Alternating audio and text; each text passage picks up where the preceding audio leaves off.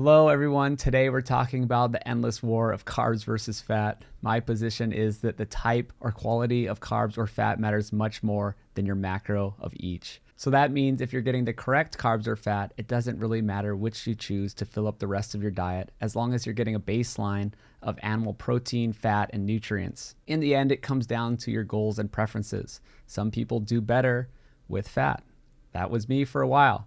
Now I'm changing my tune a little bit. But I also know people who do better with carbs. They like to work out, they like to lift weights, and they get their baseline of animal protein. They have fat that comes along with it, and then they add in whole food carbs like fruit, honey, sweet potatoes, white rice, and they're doing great.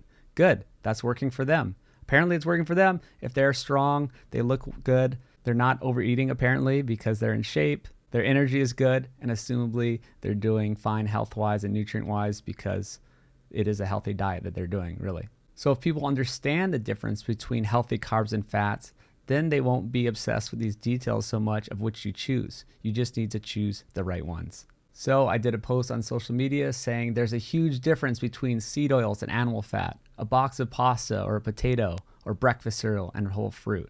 So here's a thought experiment. If you get 60% of your calories from the animal protein, fat, nutrients, it's not going to matter much what you choose to fill the rest of your energy with. To me, this is the holy grail. This is the sapient framework at its finest.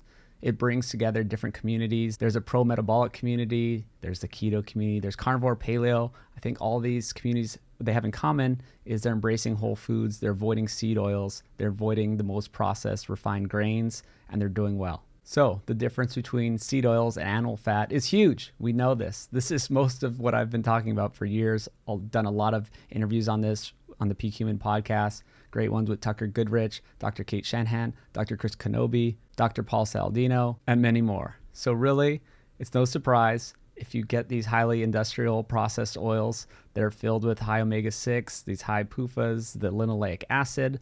This is something we've not been doing for most of history up until the last 100 years. We're finding that that's, in fact, very inflammatory and probably the cause of a lot of chronic disease. On the other hand, we have animal fats that we've been eating for all of history. It's pretty obvious to me that these aren't the problem, and there are good studies showing that that's not the case. Finally, it's taken a long time to get these studies. We've been inundated by bad science for so long, and that's what my whole film, Food Lies, is all about. So the next point, a box of pasta or potato. Very different things. Actually, a potato is a very satiating food.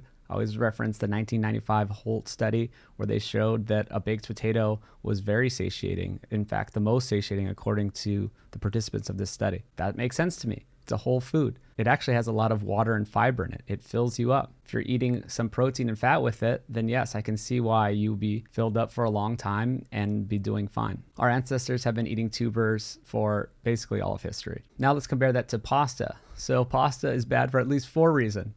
It's a highly processed refined food. It doesn't seem like it. Maybe it only has 1 or 2 ingredients, but that's very refined grains that are ground up very finely, which affect our gut in a very different way.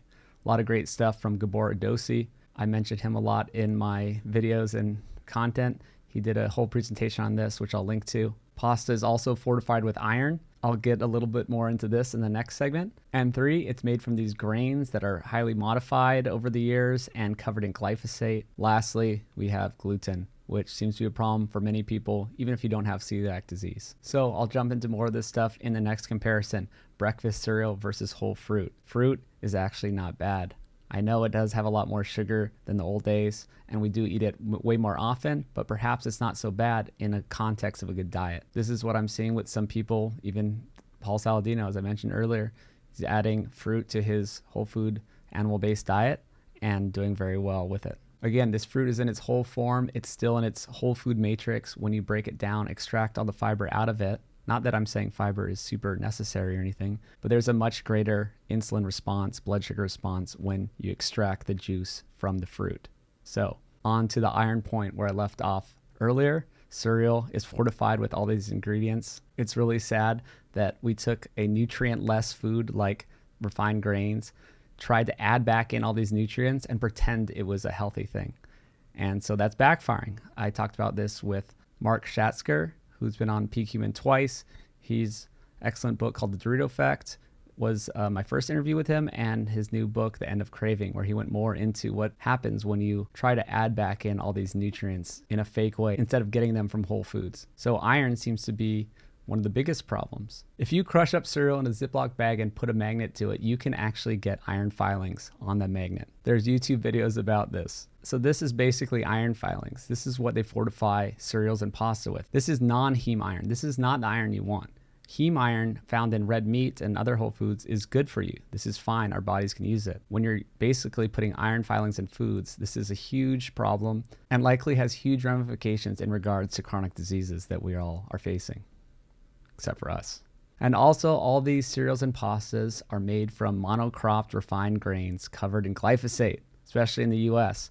We have all these pesticides and herbicides that we cover our crops in, and this cannot be good. There's good science coming out. I did a great podcast with Dr. Stephanie Seneff about this. She's a well-respected doctor. She has multiple PhDs. I'd recommend listening to that episode of Peak Human. So now let's look at some real-world examples of this. There's populations around the world that still eat traditional diets and happen to be very high carb. These could be the blue zones, like the Okinawans that have relied on sweet potatoes for much of their calories because that's what's available to them. But guess what? They also have local seasonal vegetables, a bunch of fish, and a bunch of nose-to-tail pork. You could also look at the Sucasente, the Simane, or the Tokulawans. Dr. Chris Kenobi brings these populations up in his excellent presentation, which I'll also link to in the description, and they all enjoy great health. They're eating tubers, they're eating whatever sources of carbohydrates that are all whole foods because that's what's available to them in the environment, and they're doing well. They're healthy, they're strong. All these populations are getting the foundation of their nutrients and protein from animal sources. So what they're showing is carbs are not the problem. It's the context, it's the processing, it's the type of carbs, it's the type of seed oils. These people do not have seed oils. They have no seed oils at all. They were not introduced. There's very few populations that have not introduced seed oils into their diet, so it's very hard to study them. On the opposite side, there are people who do keto or carnivore. So they're getting their baseline of animal protein, nutrients, and fat, and then they're filling in the rest of their diet with more fat.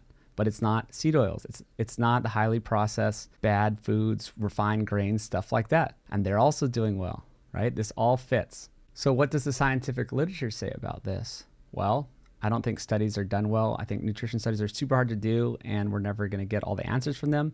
But Kevin Hall is a researcher at the NIH, and he does some decent studies. He's supposedly pretty unbiased. You know, he doesn't really care carbs or fat. He actually tries to debunk a lot of the low-carb community. But he did do a couple relevant studies. One of them was recent where he had participants on a low-fat plant-based diet and then a high-fat animal-based diet. They each ate the diets for 2 weeks and then they switched. What they found out was that both groups lost weight. The low-fat group ended up losing a bit more body fat, but they also had a bit higher blood glucose and insulin levels. So there's kind of trade-offs there. Every diet seems to have some trade-offs, and I'll discuss this more in future videos. But really what this study showed is because they controlled for protein, so both groups got the baseline of protein and it was the same amount, and it was unprocessed, right? These carbs and fats were not processed. It didn't really matter which ones people ate. He did another study previously on highly processed food against a more whole food diet. And this one, they gave participants equal access to calories, sugar, fat, fiber, and macronutrients.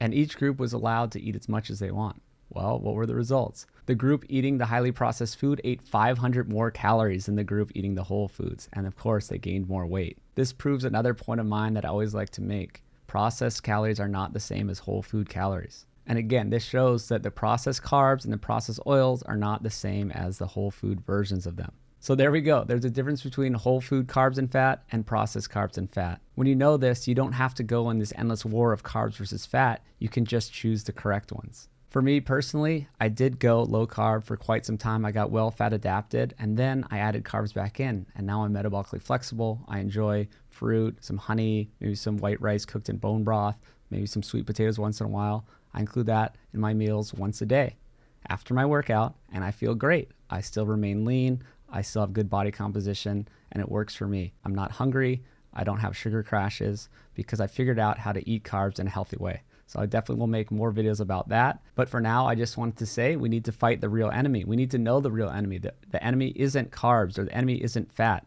The enemy is processed foods. We need to fight the industrial food system and all their propaganda and bad marketing, and then we can all be better off as a world. So thanks so much, everyone. Please support me at Nose to Tail. I have all the best raised animal foods out there: regenerative beef, bison, lamb, chicken, pork. We feed the chicken and pigs a special diet with very low PUFA, so the meat and fat assumably have a low PUFA content as well. We have the primal ground beef with the organs mixed in, the best way to get all your organ meats in your diet. We ship it out to you, ship out to 48 states. You can order at nosetotale.org. Thanks so much for watching. Please subscribe to the channel, turn on notifications, and we'll see you next time.